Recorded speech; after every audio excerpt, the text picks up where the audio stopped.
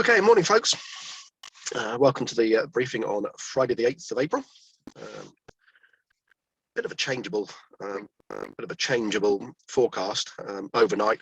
The position of these fronts here, and you can see if I just run back a little bit, it's sort of across southern England, and then it's sort of drifting across into the continent, and that was always going to be a little bit problematic. Actually, where it cut across us, and looking at the data, it's perhaps a little bit further north at the moment than we actually thought, and you'll see that in a minute with both the sat pic and the rainfall radar. So once that clears out the way, we're in a northerly flow, quite a clear air mass, certainly unstable, and that's obvious when it's going to go to showers further north. But not tight spacing on the isobars, so not particularly strong winds. Taffs, Farnborough sort of saying, well, the wind's a bit all over the place, and it is at the moment. I'm sort of looking at the windsocks here, not really knowing which way it's going to go. 210, 2 knots is probably about southerly a knot or two at the moment.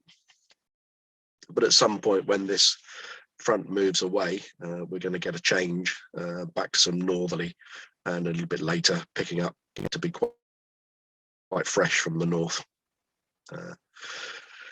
So the rest of the forecast, Cav okay, I think once this clears through, between 11 and 15, 8,000 metres showers and rain broken at 2,000 feet. We've got sort of overcast at the moment, and that's all to do with this frontal system, as you'll see. And that'll slowly break up, and I think it'll clear up fairly quickly, hopefully. And then the upper winds, not strong, 10 knots across the middle of the country. This is right down in the channel where it says sort of easterly, northeasterly, 20, 25 knots. I don't think that'll really be affecting us. I think we're looking at more like upper winds, 10 to 15 knots from the north. So the interesting ones, the sat pic, first of all, this sort of band of cloud, the frontal system here, definitely further north than both Top Meteo are showing currently and the BBC were showing last night. So in there, in the brighter bits, there is a band of rain, and that's sort of arcing round, but also beginning to sort of pull away towards the continent. And you can see this, hopefully it'll load on the rainfall radar, but unfortunately I'm on mobile data at the moment, so it may be a little bit slow to load up. But it shows a band of rain just cutting across us. And fingers crossed it'll end up clear us and leave us a reasonable day. But I think, there we go, you can see it just sort of creeping towards us, but it is now beginning to sort of show signs of dropping back further south towards the continent. So I think we might see a little bit of light rain for an hour or so, and then that'll pull away, hopefully. Temperature wise, it's probably a little bit below average for this time of year, about 10 degrees. I think it was 5-6 degrees on the car thermometer earlier. So not particularly warm, certainly coat weather, but when that northerly wind cuts in, it's going to feel a little bit chilly. Soaring prospects, looking at the soundings, if we just run through the 9 o'clock, shows the lines very close together. That's probably us sat under this frontal system. And then by 12 o'clock, it beginning to improve, lines coming apart here, drying out in this area here.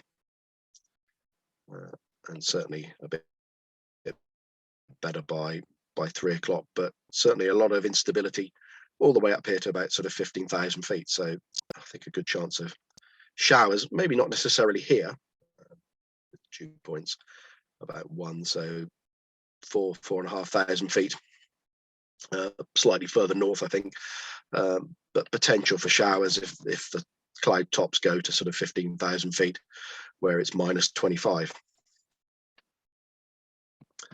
And then Top Meteo showing sort of cloud And they've got, this is 10 o'clock. They've got the rainer, thicker stuff much further to the south. I think this is probably the stuff that should be, if you move this stuff up here, and it's going to take a while to then drift off to the south.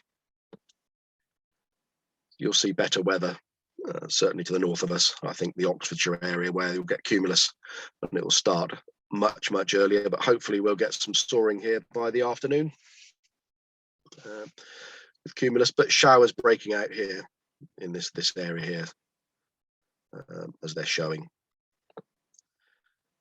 So thermal heights.